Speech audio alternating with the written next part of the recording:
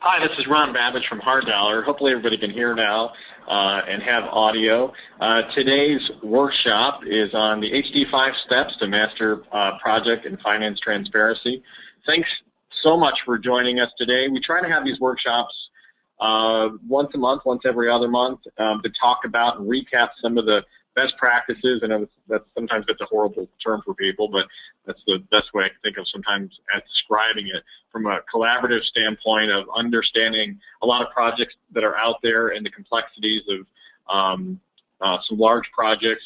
So what we try to do is oftentimes take the collaborative aggregate best model for a lot of these projects that we're involved with and kind of put together really a best list of things to do and best practices around those projects. So I appreciate you joining us today. The way the audio is set up for today, as they are with most of the large group seminars, is that you'll notice that there's a, within the GoToMeeting little menu there is the ability to ask questions via chat. Because of the large numbers and large size of people, and sometimes with dogs barking in the background as well as on-hold music and things like that, it's just better for us to typically mute the main audience until we get done with the majority of the data. And then once we get to the end, potentially open it up so that we can unmute everybody if there's any open questions or some shared kind of discussions that we want to have as a workshop together. Because I think this is a good learning experience for all of us, not just for us to share data, but also to kind of get some collaborative data and questions back in the end. So again, thanks for joining us. And if you're here for the 5 steps to master project and finance transparency, you're definitely in the right place. So hey, without any further ado, we'll go ahead and get started. We may have some other people popping on the line, but hey, we're on time here and they're not. So we're going to go ahead and get started. So first, let me kind of give you some insight into the types of solutions that Hard Dollar provides. Hard Dollar is a company that provides project cost management. So the yellow boxes that we see up there, both in the estimating and progress area, is how we centralize cost and productivity. And we call that project cost management against design, schedule, and finance. Truly a collaborative cost and productivity model to bring cost and productivity together to manage cost through capital projects throughout the process.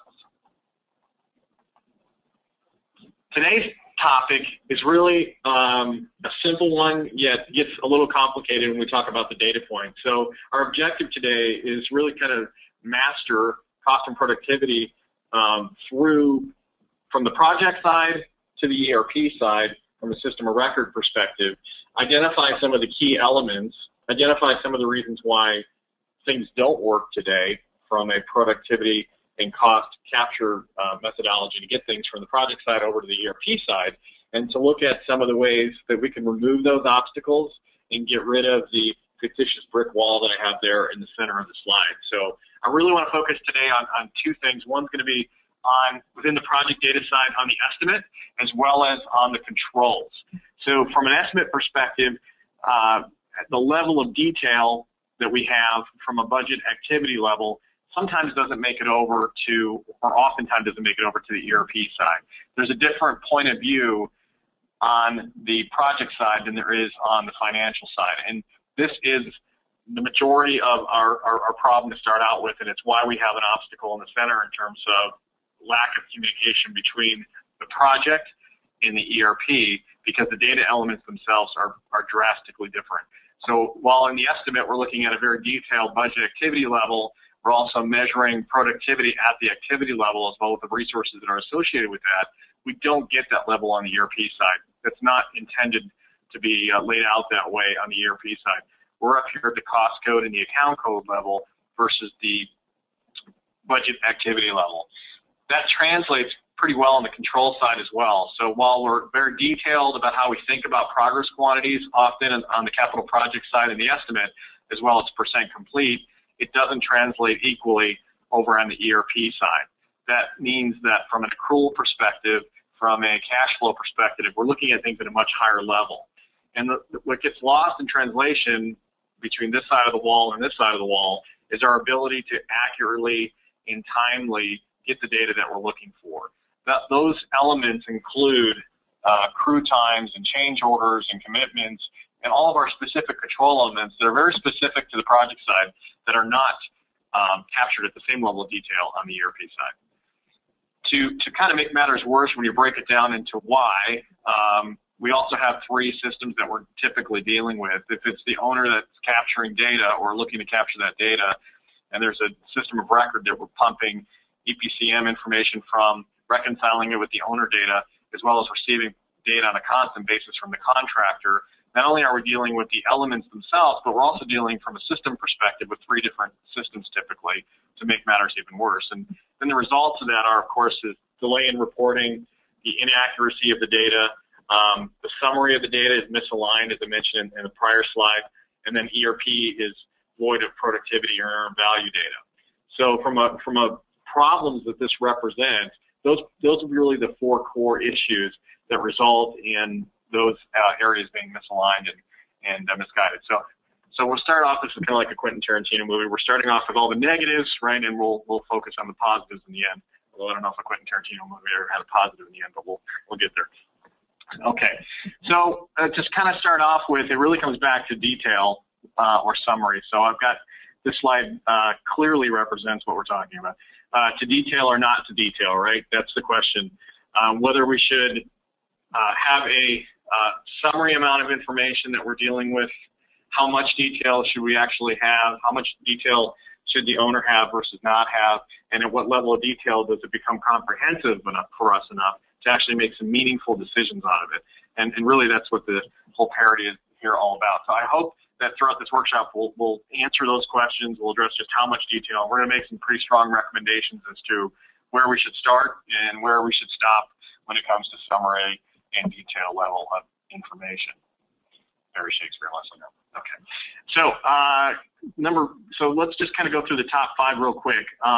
Number 1, what we want to lay out today from a recommendation perspective is eliminating the internal speculation, determining a consistent method of measurement. What we're talking about here is the ability for us to decide on a common ground when it comes to the method of measurement between the owner and the contractor that's simple enough to do, yet complex or detailed enough for us to get some meaningful data out of it. The second part of this is really reporting on the summary, but recording and having the ability to go back and looking at the detail. So we're not going to get too detailed with this, but we're going to get detailed enough to where we can take meaningful data away from it, but still report on the summary side, so for those that don't care about the detail, and have the best of both worlds. The third part of this is really opening up progress to vendor input on measurements. We see this so much as far as missing the boat as an opportunity, but there really is a disconnect from the owner and the contractor on the ability to provide what those progress points are in a meaningful method without overcomplicating this. The fourth point is leveraging the schedule for true EVM performance, which again is absolutely underutilized 99% of the time. Realizing that some of it relies on the technology to be able to do that, but without leveraging the schedule to understand where we should be versus where we actually are versus the work that's actually been completed, we can't get that full circle of productivity information to us. It's critical in the process. And then the last and strongest recommendation is the standardization of the WBS for the work breakdown structure. So not only are we looking at a consistent and current picture of the work that's in front of us, but we're also having the ability to look back at the history of the data to make decisions on future projects on a consistent manner and where we don't have 80 different variations of terminologies and definitions, okay? So as we get into it, let's just kind of take a first look. For a typical cost and time, or can be typical for cost and time progress, there's this omission of activities that are earned against the schedule.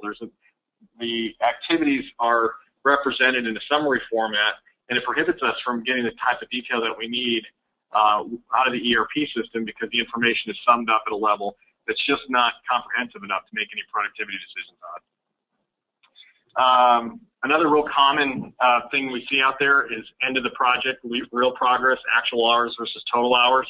But by that point in time, it's really too late to modify the performance. We can't make performance adjustments with the exception of some short-term projects, but on long-term projects where we have the ability to actually make a difference during the project itself, we have to be able to see that data in a timely fashion, in an accurate fashion, so we can actually make those changes before the end of the project. And it's typically for those that follow the real progress method, as it's often called, against hours exclusively, it eliminates our ability to look at that and make changes in real time to make a difference. Another method that you see a lot, and again, focused on hours and cost, but taking the earned work aspect out of it, is planned progress, hours and cost. It's measured at any point over time, over the course of a project. You know, when labor hour budgets have been time phased, at any point in time, the cumulative schedule budget hours to that point is called the budgeted cost of work, as I've got up in this diagram. But still, what we're missing out of this is the ability for us to actually see where we are actually in the work that's been earned, either from a quantity or percent complete, to accurately judge where we are in the process of the project. The next one is really kind of the manual progress. So manually measuring work orders requires a lot of individual assessments each week. And a frequent problem is there's always pressure to report good results, but you know, I've kind of got in this little diagram here different opinions about where that's actually at. So 3 different opinions. One is pretty much right on the money, but 2 are different. And depending on the methodology that we're using to collect that data, because we haven't collaboratively decided that this is how we're going to measure quantities. We are going to measure quantities, or we are going to measure percent complete this way, or we are going to measure X this way. We don't have the ability to center those opinions together, so we always come up with the same opinions that line up to fact in that point in time. Last one is manual hours spent. So looking at hours spent as a base for progress, in an overrun situation, method will show better than budgeted, but we don't know this until the end of the project. Once again, we're looking at hours spent and cost, which is terrific, but as far as the actual work that's been performed and understanding where the project's really at, we have to understand that detail of the physical performance of the work in order to understand what the real progress is at that time.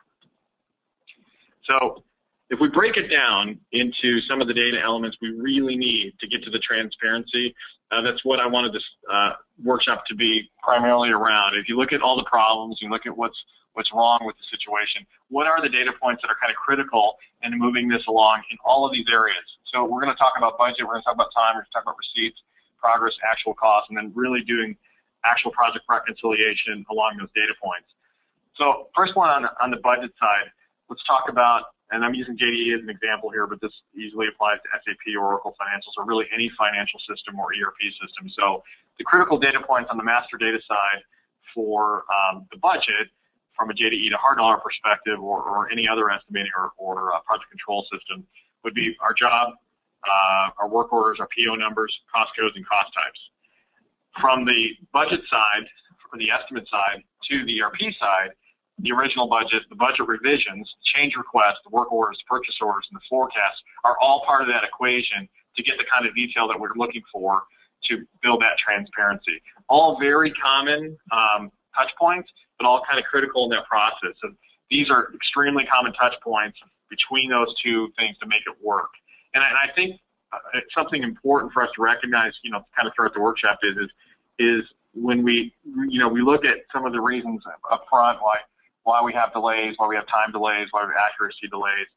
None of the processes are that complicated in terms of each individual point, but getting this kind of litany of tools or data points, you know, within the process identified, I think becomes critical, because once we can identify what those things are and match those things up, we eliminate that brick wall between the ERP system and the project system on the outside. Second data point is really on the time entry side. So from an ERP perspective to the system to the project control system, we have our job steps, our job types, and potentially pay types as well. We potentially could have employees or unnamed crews all the way down to employees. We could also have potentially equipment as well too, and equipment data from the ERP side to the project system. On the other way around, from the project system to the ERP system, we have the date, the account code, the resource ID, hours, notes, weather, and other information along on that time entry. So, but critical data points would be the dates, the account codes, the resource IDs that go along with them for both equipment and labor, hours, notes, weather, to the ERP system. On the purchase order side, there's not much there because we don't need very much to build that bridge. But the purchase order, potentially line items, potentially the quantities that are received, which are critical, the estimated value of what that work was performed, not necessarily actual, but the estimated on site, and then the date that it's received from the project system again to the ERP system.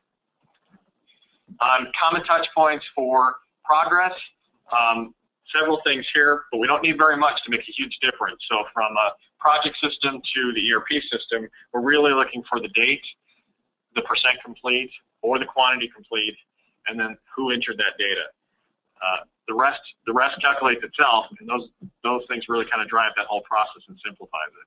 So I mentioned here just a little footnote also drives Primavera percent complete calculation as well. So we're not doing this in multiple systems. If we can get this thing down to where it's just in the project system, we can drive everything else from that and update the schedule as well as I made a note here on the Primavera side. And then finally, really from a reconciliation perspective, taking the GL to the job cost, taking the actuals when they come in against what the estimated actuals are on the accrual, taking the quantities, the cost, the man hours, and the equipment hours, the payroll, asset management, our procurement management, and subcontract management out of the ERP system, and then comparing that to the work that was actually done from an actual cost perspective. Bottom line here is it really kind of gives us, once we've identified these 6 points, it gives us the ability to look at the project cost system and say, hey, how does this match up line item for line item, dollar for dollar, with what we booked in the GL that's been posted from an actual expense category. So that's all fine and dandy, and that's awesome, but really, how do I get the data? You know, it's great on paper, but how do I get the data? One of the common things that we get tripped up on, if you throw all this technology out the window and forget about the technology for a second, you just think about how people, from a change management perspective, can be successful with getting behavioral changes, you know, within the project of people to do different things. The first thing that always kind of hits us is the ability to really collect the data. And what we found is we don't want to change the methodology up front on how people are collecting data. They're obviously collecting it today or else you wouldn't be in business. So it's being collected in a specific method. Instead of throwing a whole different approach at it, we leave that approach alone. You know, we go in with the premise that, look, if we're going to be successful with this, let's let people collect the data the way they collect it, which could be typically spreadsheets. It could be through the existing time tracking system. It could be through the front-end module of the ERP system. That data gets sent out and received through to the appropriate system, the project cost management system and the ERP system, so that we're collecting all of the data points we had in those prior slides in both systems simultaneously from one data entry point without having to replicate data and duplicate people's times. And that's half the battle in just getting people to provide that data in an accurate manner. So we're splitting that information up and going to the right places with that information without replicating the process and having people do two things during that process. I want to give you a couple examples real quick of how this can really break down. So what we're looking at right now is just a quick detail screen on the job tracking side of breaking down work into very minute categories on progress. What we planned here in the center, what quantities have actually been complete, what quantities are actually remaining, and then our percent completes along the way. So to the nth degree, at the worst detail level or the greatest detail that I could have, this would be an example of that type of breakdown. We've literally taken the transition from the estimate, the cost model, and pulled that right into the progress model so that we're able to, if we want to, do a one-to-one relationship or break the work down in a different manner than we would estimate it or from a cost perspective. Let's take a look at the next slide. The next screen, I should say. So this kind of gives us a really good example of if we break that item down, if we look at a particular line item, this unclassified excavation, for example, at $50,000 quantities forecasted for cubic yards, we can kind of easily see once we have, again, all the data points that we looked at on those previous slides, it's easy for us to look down a single column and really understand where that work is at today from a quantity perspective, the duration of the days, the production, the man hours that are associated with it, and then all the entries associated and how we got that information there. So it could be very probable for us to have direct entries that are involved that go into the project system. It could be very probable for us to also have ERP entries that came in from the timesheet collection methodology, and it could have worksheets and others. So everything down below this gray line here would be methods of delivery and how that data got into the system. And then what we see up here is the accumulation of that data and the actual productivity of that data being accumulated. So it doesn't really matter how or where it comes from. We're not replicating data here. What we are doing, though, is we're centralizing the collection of that work that's been performed with the ability to see where we think we're going to be and where the work is. Just go back for 1 second here, too, and mention that from an as-built perspective, we also have the ability here to, once we have all those data points, to look at actual cost from the ERP system. So while we might accrue cost of work that's been performed because of what we think that work cost up front based on the original estimate, once those actuals come in, those actuals can overwrite the accrued information from that as-built budgeted data and replace what we think is going to happen in the actual column. So we're always looking at where we really are in the process, and we've broken this barrier between the ERP system and the project cost management system, and that we have a constant communication on the progress as we're delivering it. The second piece of it is really, now that we have the data, now we can really do cool stuff with it, like look at what our planned man hours of completion actually are based on our current events, and also look at what our expended man hours are to date, and lots of other things like percent of expended, percent variances, and all kinds of stuff. The cool part about this, again, is that now that we've got this data, we can now take schedule changes that are occurring and change orders that are occurring and have that impact our forecast in real time. So I'm not going backwards and forwards in trying to remember a schedule change and then put it into the project cost management system. I've tied this into ERP. I've tied this into the schedule, so we're all one unified, happy family of systems with the schedule, the ERP system, and then the project cost system all jiving together. This next one here kind of just breaks down the detail, not to get hung up on details, but I wanted to kind of stress the point that from a low level to a high level, sure, we're getting summary data on what we think is going to happen at completion, but we can also break it down if we want to when someone asks a question or when something goes haywire, to where's that data actually incorrect, or how can we make an improvement, all the way down from expense categories within a total man hours, like labor, all in rented, supplies, material, all within a single item, all within the entire project plan.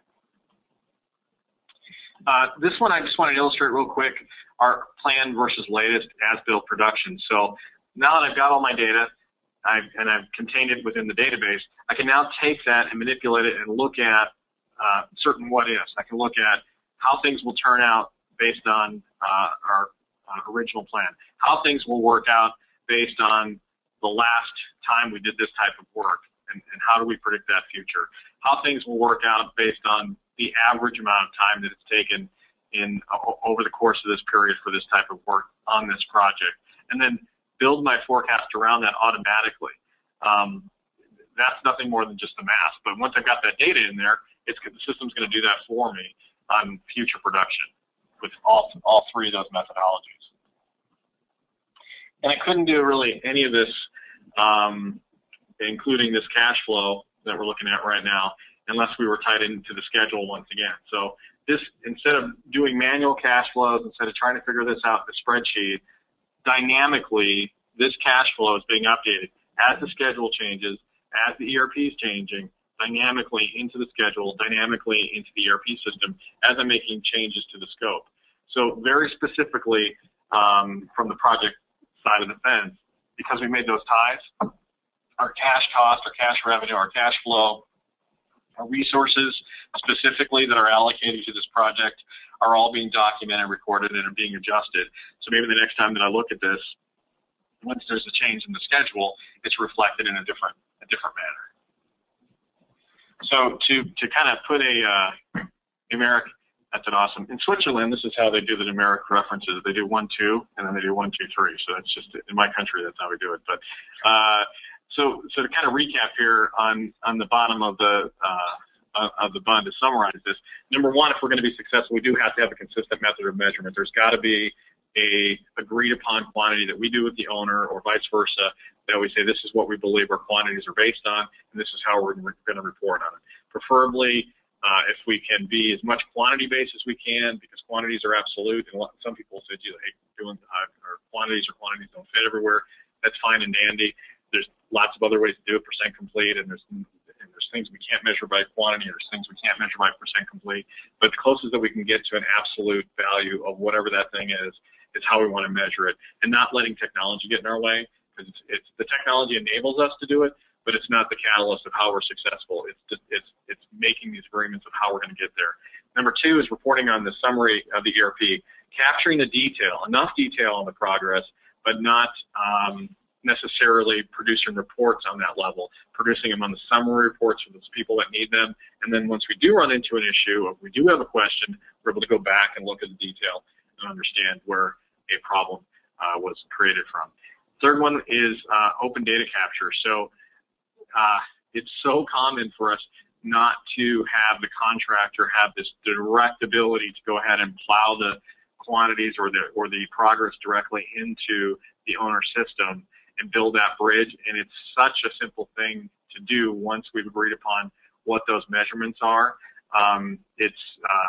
It just brings everybody to a real happy place. So the third one there, even though it says number one, really needs to open the data capture element so that there's a bridge between the owner and the contractor, making it simple to create that bridge between the two.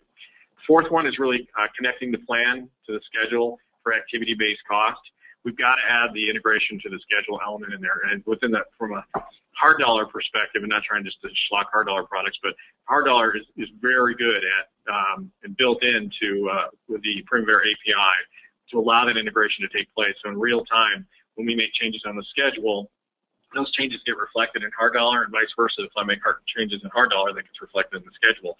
That becomes a critical element for us to be able to do this, because without it, we lose the ability to kind of rapidly do cash flow accurately. We lose the ability to see the consequences of resources once schedule changes happen to the scope. So a critical item. And probably the most important in the foundation, even though it's a simplistic item, the most important one in terms of what's happening right now and how we look back and measure projects is a standard work breakdown structure within our organization. And I'm not even talking about outside to the vendor or the owner or the contractor outside our world. I'm talking about really internal to our company, so that there's a structured definition set of what that really means. And each and every time we're using that centralized method, understanding that if we're doing everything by spreadsheets today, it's difficult for us to get standards when it's not a database.